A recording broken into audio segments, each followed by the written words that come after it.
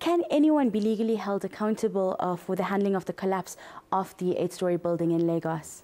I believe so. The buildings don't collapse just of their own accord. Invariably, there's a defective construction, and according to reports which I've seen, there are suggestions that that would be the case when they added an additional 2 floors.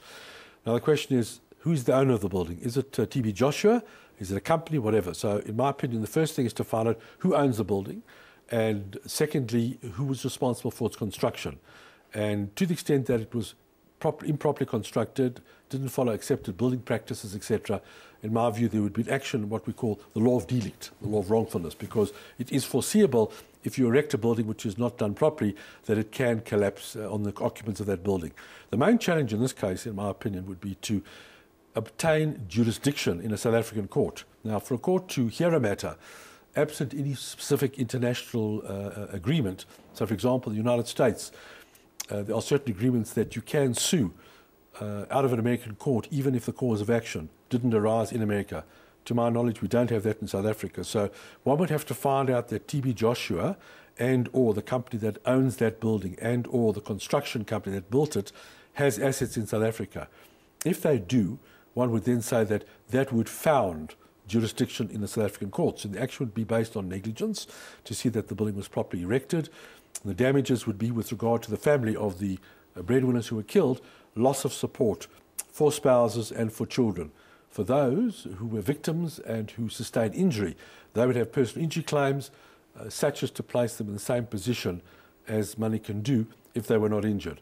So, yes, I think there is a remedy, but the starting point is that the families, and it might be worthwhile if they did it as a joint action, instructed an investigator, forensic investigator, to establish does TB Joshua and or the entity, whether it's a company or whatever that owns that building, have assets in South Africa. That would be the starting point.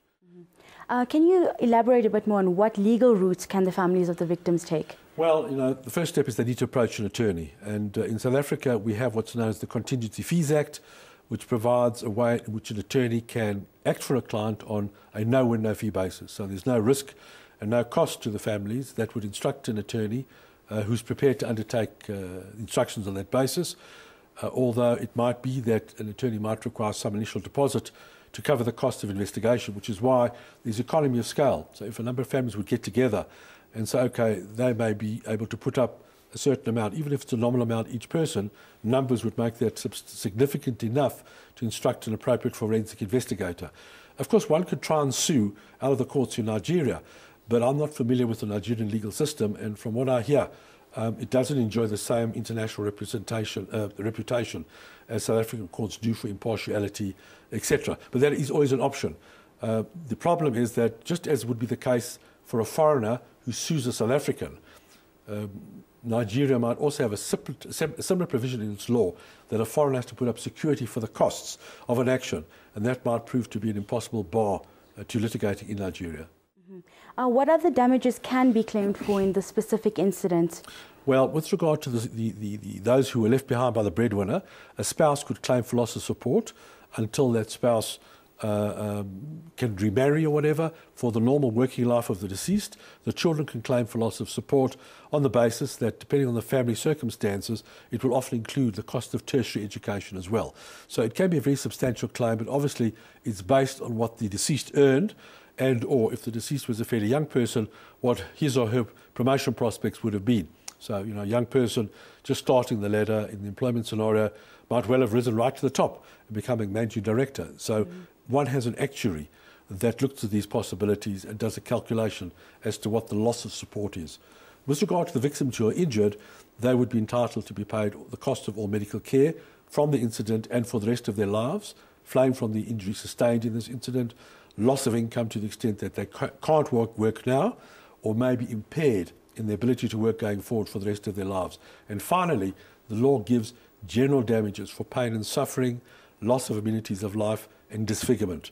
So it's a basket of damages to compensate the victim. Authorities have been quoted as saying some of the bodies were so damaged that they're unidentifiable, and they're sparking fears that the 11 remaining South African families that are waiting for these bodies to return might never be reunited with them. Could this be a motive for some of the families to claim compensation? Well, it's an interesting question. On the one hand, one could speculate, although I don't believe there's any basis for saying so, that there may be deliberate effort to frustrate identification of the remaining bodies so as to prevent an action by the families of those persons killed. I think that's unlikely. Having said that, there's no action in law as such other than an action for grief. In our law, in South African law, you can claim damages for grief for the loss of a loved one, but it's very difficult because you have to show a degree of emotional shock such as to effectively destroy the person's life. The loved ones, the spouse or the children would have to be so affected by the death of the loved one, such as to require psychiatric care, not be able to be employed, etc., and so on. So it's quite a difficult and speculative action. Certainly, the claim for loss of support and the claim for damages by those injured is a far more viable course of action.